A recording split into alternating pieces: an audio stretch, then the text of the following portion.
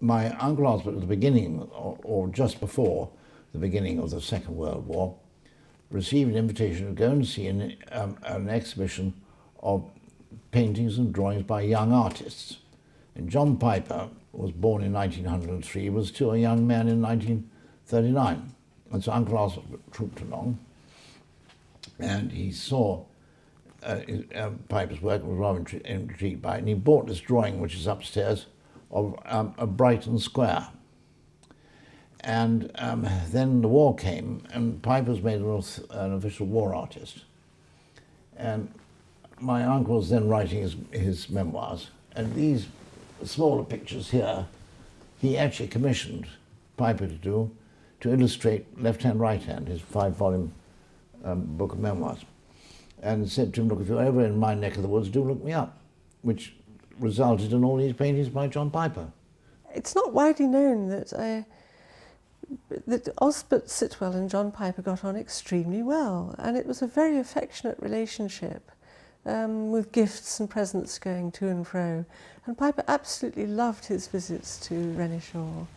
And he said that, you know, because he never went to university, the kind of conversations that he listened to and took part in there were really a major part of his education. And it was often extremely funny with the stories that Osbert told about his father and Edith's contributions and so on. The curtain Piper designed for the entertainment Façade by Edith Sitwell, described by her brother Osbert as an abstract method of presenting poetry to an audience. But all they saw was the curtain, an empty stage. Sun a fireball in the fog, and Renishaw rising from ground mist, only top stories visible.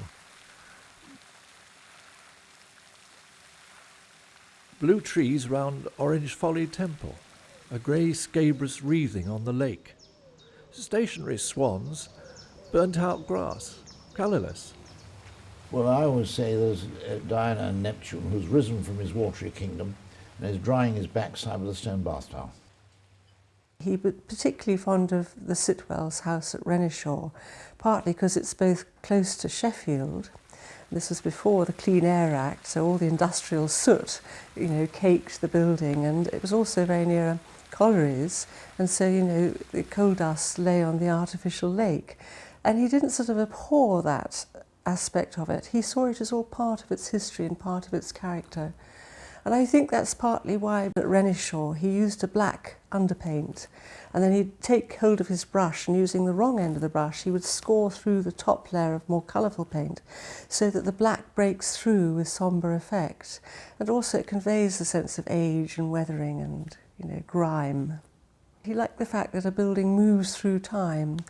He did not paint buildings, country houses, as if they were timeless curiosities.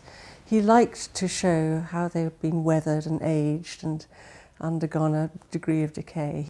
We were treated to every form of tenebristic effect, of celestial limelight, with, as it were, cloud slides. I think it must have been extraordinary in the war years to find yourself in this house with the huge mahogany doors and one room after another and wonderful Brussels tapestries and so on, where everybody else was experiencing food shortages and rationing and wartime conditions.